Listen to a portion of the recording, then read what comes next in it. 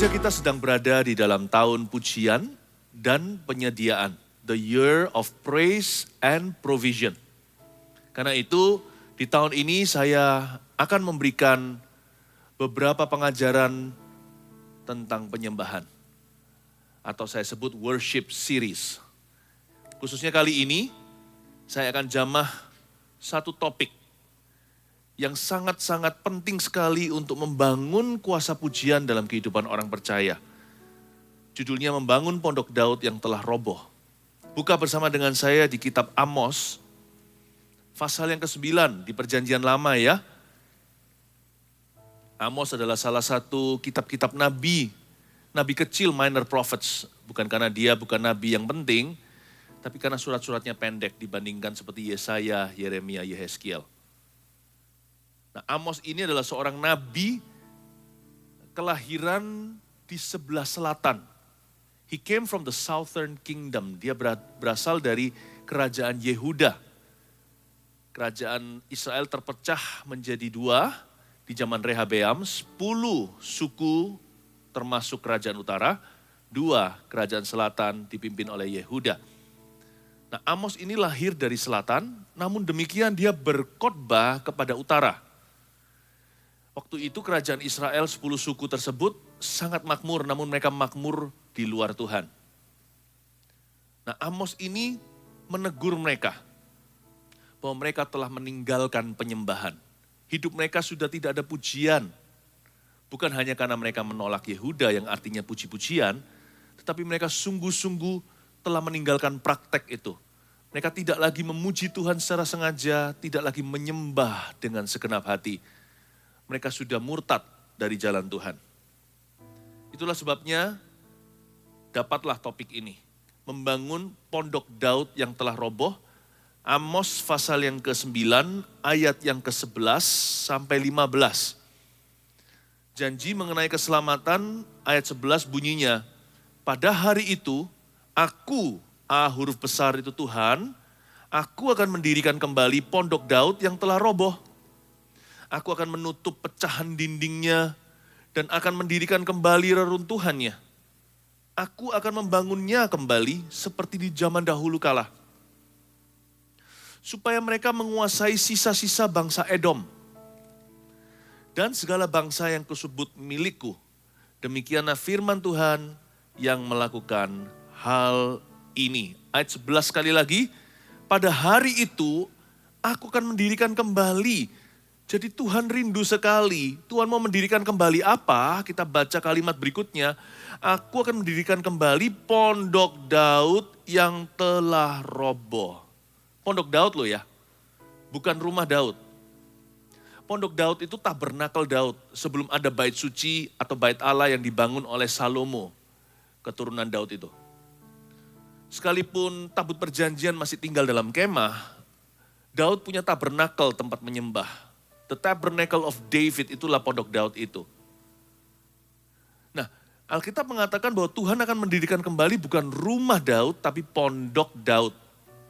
Yang dibangun itu bukan David's rulership, but David's worship. Yang didirikan kembali atau dibangun ulang itu bukanlah pemerintahan Daud, karena Raja Daud sudah mati. Tapi penyembahannya yang sifatnya kekal, yang harus kita tiru, dan harus diwarisi oleh orang percaya di perjanjian baru. Apa yang Tuhan rindukan adalah orang-orang yang menyembah Tuhan seperti Daud di zaman dahulu kala. Itulah sebabnya pada hari itu aku mendirikan kembali pondok Daud yang telah roboh. Garis bawahi, pondoknya. Aku akan menutup pecahan dindingnya. Dan akan mendirikan kembali reruntuhannya. Dan Tuhan berkata, begini loh erosi. Aku akan menutup pecahan dindingnya. Jadi berarti pondok Daud dulu itu runtuh di Israel 10 suku. Dimulai pelan-pelan. Retak dulu dindingnya. Ini perjanjian lama. Nah, perjanjian baru gimana? Saya ingin nubuatkan dan tunjukkan bahwa ternyata ada yang namanya keretakan pada dinding gereja perjanjian baru. Ketika gereja-gereja mulai rajin satu persatu meninggalkan Roh Kudus perlahan-lahan hingga runtuh hubungan itu suatu hari. Dimulai dengan terlebih dulu memadamkan karunia-karunia roh, dengan terlebih dulu malu untuk berbahasa roh, di dalam penyembahan takut nanti gak relevan, takut gak populer sama dunia, takut dibilang sesat segala. The New Testament church cracks begins with a good riddance of the Holy Spirit, beginning with getting rid of speaking in tongues in church. Dimulai dengan mulai menghapuskan penyembahan di dalam roh. Padahal menorah itu ada 9 batangnya di dalam pondok Daud. Daud itu sangat mengutamakan roh Allah dalam kehidupannya. Bahkan dalam bait sucinya muncul penyanyi-penyanyi yang sangat profetik seperti Asaf. Bahkan Bani Korah pun dibangkitkan padahal keturunan pemberontak yang dibunuh dan dihukum mati oleh Tuhan. Korah, Datan, Abiram. Roh Kudus bekerja dan berkarya dengan begitu abundantly, begitu limpah dan kayanya dalam dinasti Daud. Waktu Daud memerintah, yang paling menonjol bukan pemerintahannya, tapi penyembahannya. Yang pertama Daud lakukan adalah membangkitkan praise and worship dengan semua musik-musik yang diciptakan. Termasuk alat-alat musik, harpa dan sebagainya itu muncul di zaman Daud. Yang menjadi ternama tersohor pada Daud bukan pemerintahan, bukan rumah Daud. Tapi pondok Daud. Dan ini yang Tuhan kangen dan rindu. Gak kelihatan di 10 suku utara. Yang bye-bye sama keturunan Daud, bye-bye sekalian dengan Tuhannya. Tuhan sedih sekali melihat ada keretakan dalam kehidupan penyembahan umatnya. Dan di perjanjian baru tanpa kecuali, banyak gereja meninggalkan Roh Kudus perlahan-lahan. Seolah-olah gini, dimulai dengan cuma 2-3 orang berkumpul dalam nama Yesus, Tuhan ada di sana, biasanya terjadi lawatan Allah karena haus dan lapar, bukan? Bukan hanya membaca firman, karena Alkitab udah ada dari dulu, tetapi lawatan Roh Kudus terjadi, lalu pelan-pelan jadi 200-300, lama-lama jadi sekian ribu. Ada satu titik, sebuah pencobaan bagi semua gereja di seluruh dunia adalah, Roh Kudus, duduk aja diem ya. Sekarang gereja udah besar, kita bangun bersama nih. Sekarang aku bangun sendiri. Roh Kudus silakan duduk. Nggak perlu berbuat apa-apa lagi. Takutnya nanti kalau terlalu banyak sentralisasi pada penyembahan dalam roh dan sebagainya. Nanti jangan-jangan kita dicercah, kita dihina. Nanti gereja kita nggak bisa bertumbuh lagi ke puluhan ribu atau ke ratusan ribu. Jadi Roh Kudus tunggu dulu, diam aja duduk nggak apa-apa. Saya kasih kok waktu di persekutuan-persekutuan tertentu, tetapi di ibadah besar tidak ada penyembahan roh. Tidak ada doa dalam roh. Gak apa-apa, yang penting kebenaran. Loh, saya gak sanggah, kebenaran itu penting sekali. Roh itu roh kebenaran. Tapi Roh Kudus juga adalah roh. Ada spiritual worship yang tidak boleh ditinggalkan. Dari semua perabotan di Pondok Daud, jangan buang itu menorah. Jangan hanya mau roti sajian. Kenapa kalau kita bangun dari 0, 2, 3 orang sampai ke angka tertentu kita butuh Roh Kudus. Tapi setelah itu Roh Kudus duduk program saja yang penting. Pokoknya yang penting keren di mata dunia. No. Saya tidak bicara tentang gereja lain. Kita nilai diri sendiri. Our church will stick with the Holy Spirit as long as I live. Selama saya hidup. Gereja kita akan tetap, selama kita hidup tentunya. Gereja kita akan tetap bersama dengan Roh Kudus sampai Tuhan datang. Kalau dulu Roh Kudus bawa kita sampai titik ini, kita tidak akan ceraikan dia. Karena bukan dengan gagah perkasa, tapi oleh Rohku. Itu Pondok Daud. Dan Tuhan berkata, aku akan menutup pecahan dindingnya. Kita harus menutup pecahan dinding gereja perjanjian baru. Jangan buka celah. Jangan tinggalkan roh Allah. Supaya jangan nanti runtuh sama sekali. Kelihatannya bagus di luarnya. Ada format agama. Tapi memungkiri kekuatannya, bukan gagah perkasa, tapi oleh kuat kuasa Roh Kudus. Menyembah dalam roh itu bukan bicara ke manusia. When we worship in tongues, kita berbicara dalam bahasa lidah, berdoa, ada satu titik. Semua jemaat itu langsung berhubungan dengan Kristus. WL-nya, pendetanya siapa yang di atas mimbar, hanyalah fasilitator saja. Berubah bukan lagi menjadi pemimpin pujian, karena setiap orang berdoa langsung ke Tuhannya ketika roh mereka berseru Aba dan Bapa. Itulah keintiman tertinggi in a worship service. Dalam sebuah penyembahan, kebaktian menyembahan seperti ibadah. Dan itu bukanlah suatu bahasa lidah yang harus ditafsirkan. Tetapi itu adalah penyembahan. Dan ini indah, ini salah satu daripada elemen Pondok Daud. Sekalipun zaman dulu, belum ada glosolalia sebelum Pentakosta, belum ada bahasa lidah seperti perjanjian baru. Tetapi Daud mengutamakan Roh Kudus di dalam penyembahannya. Pondok Daud itu jangan retak dindingnya. Dan jangan sampai runtuh sama sekali. No, Spirit-filled worship akan selalu menjadi bagian gereja ini. Bagian utama malahan, Christ-centered worship. Penyembahan atau ibadah yang berpusat pada Kristus dan penuh dengan Roh Kudus akan selalu menjadi ciri khas Gereja Mawar Sharon tercinta. Kalimat berikutnya, aku akan membangunnya kembali seperti di zaman dahulu kala. Supaya mereka menguasai sisa-sisa bangsa Edom dan segala bangsa yang kusebut milikku. Demikianlah firman Tuhan yang melakukan hal ini. Sekali lagi aku, kata Tuhan, akan membangunnya kembali seperti di zaman dahulu kala. Aku akan membangunnya lagi seperti dulu. Tuhan bukan melihat masa lalu. Tetapi Tuhan izinkan ajari kita lewat ayat ini untuk kita gak pernah meninggalkan kasih mula-mula. Dan jangan lupakan patron lama. Jangan geser perbatasan yang Tuhan telah tentukan sejak nenek moyangmu. Ada hal-hal tertentu yang bisa dibaharui. Modernisasi. Kita harus mengikuti zaman dong. Tapi ada hal-hal tertentu yang segala zaman. Itu breakthrough atau menerobos setiap generasi tidak bisa berubah. Prinsip yang kekal sifatnya. Ada perkara-perkara ilahi, hal-hal tertentu di dalam hidup ini yang jangan kau ubah sama sekali. Aku akan membangunnya kembali seperti zaman dahulu kala. Ada 7 tindakan penyembahan di Pondok Daud yang kita harus telusuri. Saya pernah ajarkan long time ago, waktu dulu peluncuran album. Tapi sekarang saya ajarkan sekali untuk mengingatkan. Ada 7 Anda bisa catat. The 7 acts of worship in David's tabernacle. Dan ini yang Tuhan katakan, aku akan membangun kembali. Melalui Nabi Amos, Tuhan tawarkan untuk instalasi ulang. Di 10 suku yang meninggalkan rumah Daud, tapi Tuhan berkata, jangan tinggalkan pondoknya. Rumah lu bisa tinggalkan. Pondok jangan tinggalkan, sebab kalau tinggalkan itu, kau tinggalkan aku, kata Tuhan.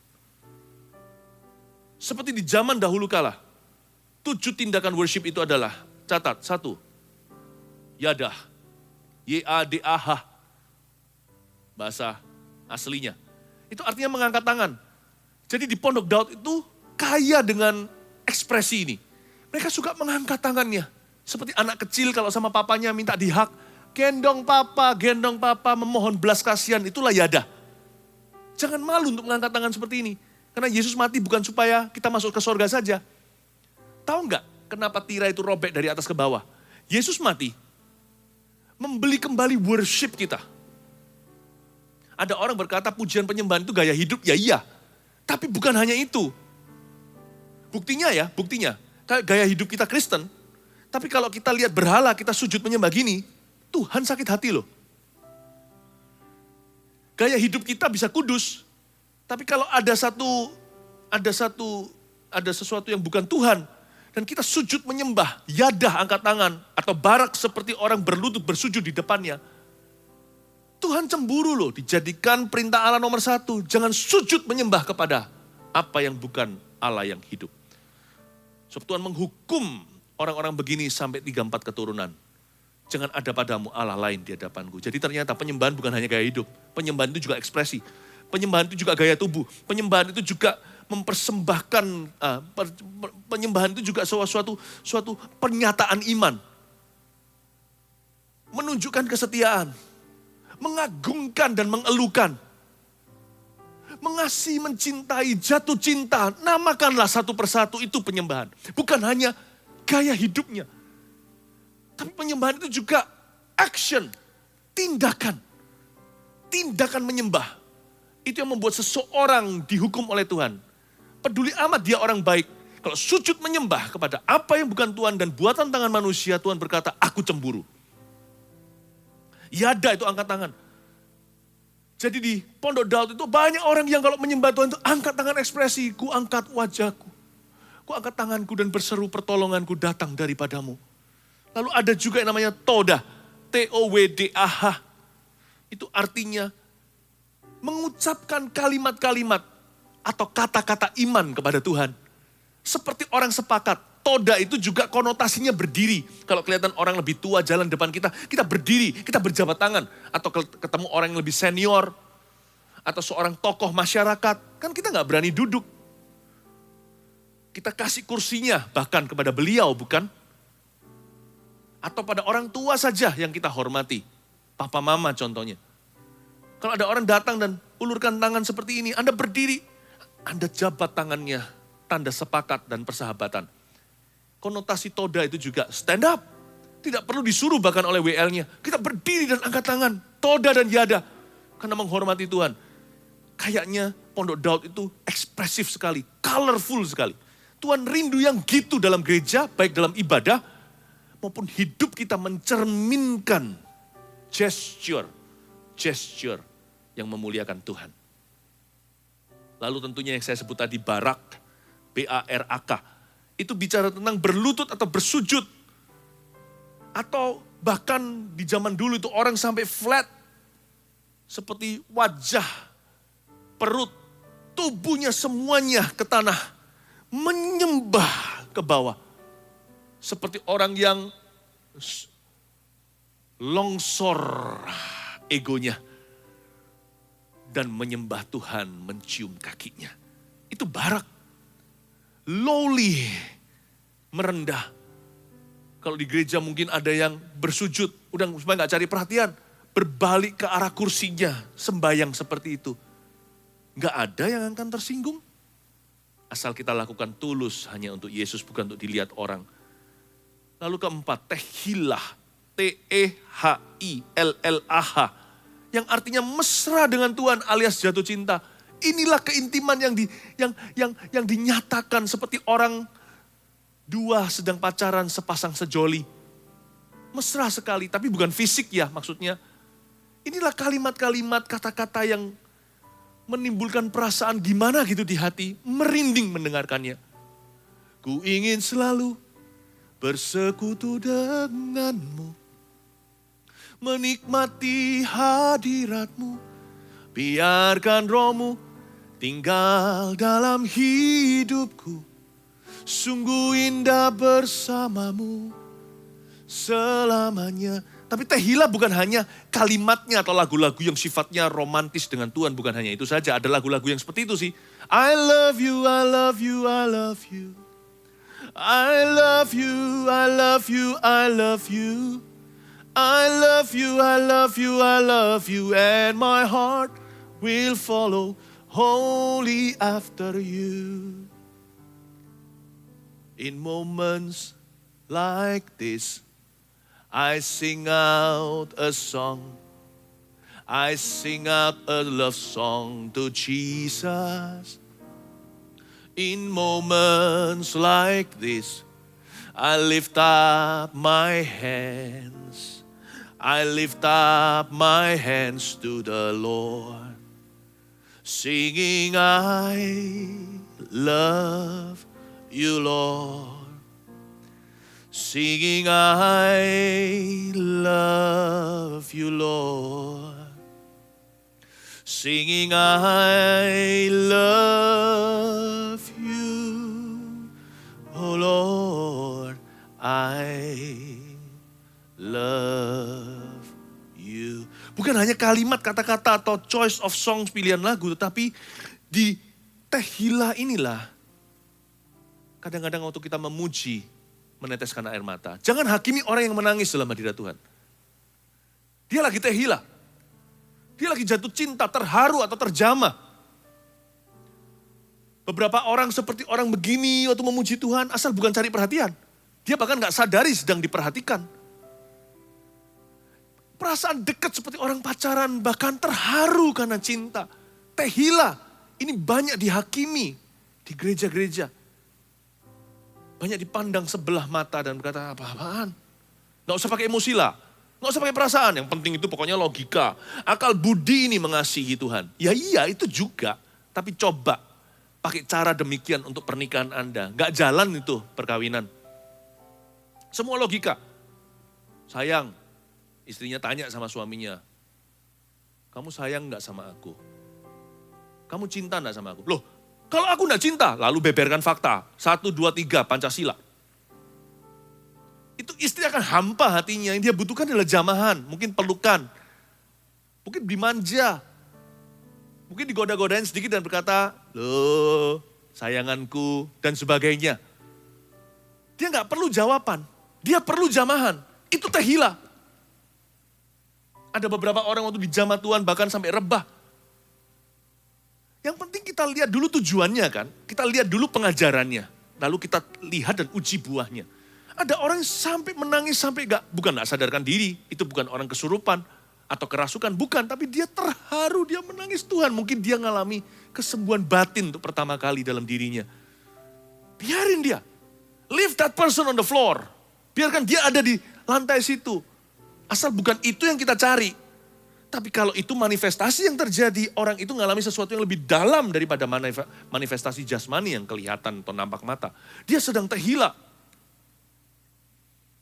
Saya kok bisa rasakan kemah Daud pondoknya itu penuh dengan air mata, baik sukacita, terharu. Beautiful church. Belum ada gereja sih di Perjanjian Lama. Tapi kerajaan Daud seperti sebuah beautiful mega church. Masing-masing itu ada kehidupan rohaninya. Ayat 12, supaya mereka menguasai sisa-sisa bangsa Edom. Dan segala bangsa yang kusebut milikku, demikianlah firman Tuhan yang melakukan hal ini. Supaya mereka menguasai sisa-sisa bangsa Edom. Supaya mereka menguasai. Worship itu terbagi dalam dua dimensi. Dua-dua ini penting sekali. Vertikal, horizontal. Manusia sejak Adam dan Hawa dicipta karena apa sih? Karena satu alasan ini dulu, fellowship dengan Tuhan, bersekutu. Kalau nggak gitu kan nggak mungkin kita dicipta dalam gambar dan rupa Allah. Kita dicipta dalam gambar dan rupa Allah seperti satu rumah tangga merindukan keturunan momongan, anak. Padahal dia bisa beli anjing, dia bisa punya ikan koi, bahkan ikan cupang. Tapi dia nggak puas selama dia lihat ikan itu nggak seperti dia. Dia lihat anjing sekalipun anjing itu bisa jadi best friend-nya, tapi nggak bisa jadi anak atau putra. Dia kepingin lihat seseorang yang dalam gambar dan rupanya. Suami istri bisa banggai, hidungnya kayak kamu, matanya kayak papa. Dengan tujuan supaya bisa bersekutu, berinteraksi. Supaya fellowship dengan ayahnya menjadi darah dagingnya. Tuhan menciptakan manusia itu for the purpose of fellowship. Tujuannya untuk fellowship, persekutuan dengan Tuhan. Makanya diciptakan dalam gambar dan rupanya Allah. Lalu juga rulership, setelah diciptakan dalam gambar dan rupa Allah, Tuhan memerintahkan beranak cuculah, kuasai, kata ini sama persis, kuasai bumi, langit, seisinya, di bawah lautan, kuasai semua. Fellowship dengan Tuhan, tambah rulership, memerintah dengan Kristus, menguasai, sama dengan worship. Menyembah itu pertama-tama bersekutu, tapi jangan hanya di mil 1. Anda dan saya belum mengerti kuasa penyembahan sampai kita baru setelah kita melirik ke mil 2, rancangan Allah lewat sang penyembah. Anda baru mengerti, kita baru memahami bahwa ternyata fellowship dengan Tuhan bisa berakhir jauh. Orang itu bisa rule in the right spirit. Dia bisa memerintah dunia dan dunia sekelilingnya. Dunia di mana dia ditempatkan, bukan main perintah maksudnya, memerintah dengan Tuhan. Di dalam roh yang benar. Yaitu dalam roh dan kebenaran. Kenapa worship itu penting buat para pemimpin, para pengusaha? Kenapa penting buat orang Kristen pada umumnya? Ibu rumah tangga, mahasiswa. Unless we worship, we can rule in the right spirit. Kalau kita tidak menyembah Tuhan terlebih dahulu dan fellowship, kita tidak bisa memerintah dan menguasai dengan roh yang benar. Tidak bisa. Worship ensures that you rule in the right spirit. Menyembah atau penyembahan, pujian penyembahan, memastikan bahwa kita memerintah dengan benar. Saya nggak bisa tanpa menyembah jadi pendeta. Saya nggak bisa jadi seorang pengkhotbah kalau saya tidak terlebih dahulu jadi penyembah. Wah, bahaya.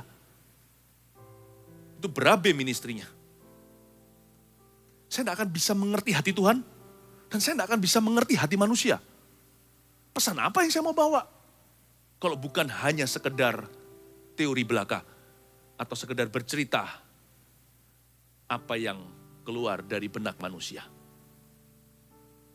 It's worship that has placed me where I am. Fruitful, impactful. Menyembah yang meletakkan saya di mana saya berada, berbuah, berdampak kepada sesama. Supaya mereka menguasai sisa-sisa bangsa Edom. Bangsa Edom di sini, kata Edom di dalam Septuagint atau terjemahan perjanjian lama dari bahasa Ibrani ke Yunani, kata Edom di sana adalah Adam. Supaya mereka bisa memerintah dan menguasai manusia. Ciptaan Allah paling mulia. Supaya mereka bisa memimpin bangsa, memimpin negara, memimpin family-nya sendiri, memimpin keluarganya, memimpin diri sendiri. You must worship.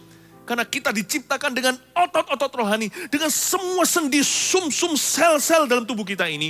Waktu kita dicipta dalam gambaran rupa Allah, kita tidak bisa hidup tanpa menyembah. Nafas kita ini pun dari Roh Kudus. Tuhan yang meniupkan, ingat di Kejadian, baru manusia menjadi makhluk hidup. Tak bisa. Karena itu Tuhan berkata, pondok Daud harus didirikan kembali dalam kehidupan umat percaya. Zaman itu, di zaman Amos, zaman dulu, 10 suku, di zaman perjanjian baru juga sama. Bagaimana kita gereja kok malah regres, malah mundur dari Roh Kudus. Nanti mundur sekalian dari kebenaran. Kalau Roh Kudus tidak kuat kuasanya dalam diri kita, akan luntur dan pasti kita akan kompromi dalam segala kebenarannya. Kompromikan firman Tuhan. Itu cepat lambat. Kita nggak boleh mundur. Harus maju. Bukan hanya secara korporat, secara pribadi atau individu. Cari Tuhan. Tahun ini cari Tuhan. Worship. Aku seorang ayah. Worship. Menyembah. Aku seorang ibu rumah tangga. Worship. Rajin menyembah. Karena kita tahu. Kalau kita menyembah atau fellowship, Tuhan wahyukan rulership. Kita akan menjadi seperti Daud, raja yang berkenan di hati Tuhan. Kita akan menjadi seorang pengusaha yang berkenan di hati Tuhan. Kita akan menjadi seorang guru yang berkenan di hati Tuhan. Pendeta yang berkenan di hati Tuhan. Kita akan menjadi seorang mahasiswa yang berkenan di hati Tuhan. Dan kita akan mengerti dan kita akan memahami masa depan. Kita akan bisa menangkap rencana Allah. Ayat 13. Oh, belum ya? Belum selesai semua. Tadi saya ada ayat Tehillah, sudah Tehillah yang kelima dan 6, 7. 3 lagi. Zamar, catat aja. Zamar, Z-A-M-A-R itu artinya main alat musik. Kaya ya. Penyembahan di zaman Daud. Pondok Daud itu very rich sekali spiritually. Yang keenam halal. Ya seperti kata halal dalam bahasa Indonesia, bukan haram maksudnya H-A-L-A-L. Itu artinya berapi-api atau semangat. Jadi bisa bayangkan di zaman Daud itu mereka melompat-lompat, berjingkrak-jingkrak. Pertama-tama Daud waktu menjemput tabut perjanjian. Tapi lama-lama seluruh Israel, bisa bayangkan, saya nggak bisa bayangkan hidup di zaman Daud. Wow, itu Israel penuh dengan halal, berapi-api. Orangnya itu semua semangat berapi-api, nggak ada yang pesimis. Saya rasa kita nggak perlu kembali ke zaman itu sih. Kita ulangi aja di zaman ini. Karena gereja perjanjian baru lebih mulia. Karena kita punya Alkitab di tangan kita. Dan sekarang Roh Kudus dicurah ke semua manusia. Kalau dulu hanya Daud, itu aja mereka tertular ciprat-ciprat. Sekarang itu kita punya Roh Kudus penuh, masing-masing kita full measure. Takaran kita tuh lengkap. Saya enggak mau kembali. Kalaupun bisa saya enggak mau, ini berangan-angan sih. Kalau saya bisa berada di zaman itu, kalau boleh milih saya mau tinggal di zaman mana. Saya mau tinggal di zaman ini bersama dengan Anda. Ayo kita bangun pondok Daud bersama-sama yang sudah runtuh itu. Di gereja kita, di keluarga kita, di hidup kita. Syabak. Yang terakhir.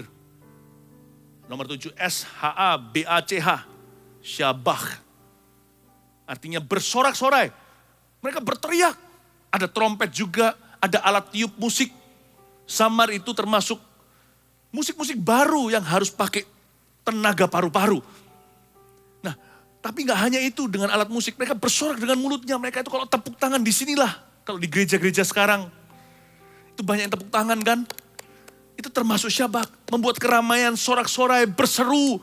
Haleluya! Puji Tuhan! Hosana! Hosana, Hosana. Diberkati yang datang dalam nama Tuhan. Itu juga syabak. Waktu disuruh hentikan, Tuhan berkata, kalau ini berhenti, aku bisa ciptakan anak Abraham, batu itu akan bersorak-sorai. Kamu akan terkejut, jantungan mati. Biarin mereka, anak-anak kecil itu mau sorak-sorai untuk aku. Syabak. Bisa rasakan gak energinya di Pondok Daud? Makanya orang-orang dulu itu bangun tidur, langsung semangat berapi-api. Mereka tinggal dalam zaman yang electrifying, yang betul-betul seperti listrik sorgawi. Kesetrum bangun tidur langsung optimis. Ayo aku hadapi hari ini suka dan dukanya dengan Tuhan. Itulah kaum Daud. Itu yang missing di kerajaan Israel 10 suku. Dia berkata, Amos kamu pergi ke utara, beritahu mereka. Mereka sedang ketinggalan apa? Apa yang mereka selama ini bunuh? Apa yang mereka selama ini tinggalkan? Adalah pujian penyembahan. Bukan hanya sekedar nyanyi. Mereka meninggalkan aku secara menyeluruh. Haleluya. Saya tidak akan selesaikan ayat-ayat berikutnya. Ayat 13 sampai 15 di lain kesempatan. Saya kok merasa saya harus fokus terus. Bicara hanya Pondok Daudnya. Sebab ayat 13 sampai 15 kalau Anda baca, itu imbalannya. Tuhan tidak berkata pada kita, kita tuh memuji supaya. Jangan memuji supaya ya. Memuji itu gak cocok, gak jodoh dengan kata memuji supaya. Memuji itu gak ada imbalannya. Memuji itu harus karena. Aku memuji karena Tuhan adalah juru selamatku. Aku memuji karena aku adalah anaknya. Aku memuji karena Tuhan layak untuk dipuji dan disembah. Catat ini baik-baik. Wujud atau pujian penyembahan tertinggi dalam kehidupan kita atau orang percaya adalah menyembah Tuhan karena pribadinya.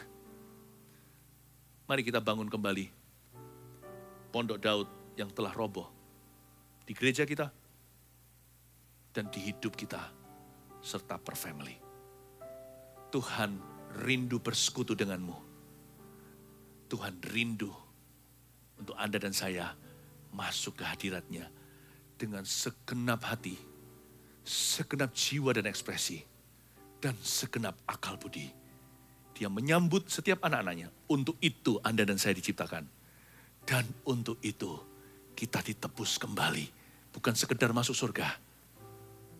Supaya kita dengan Tuhan kembali dekat seperti dahulu kala di zaman Daud dalam pondoknya. Haleluya.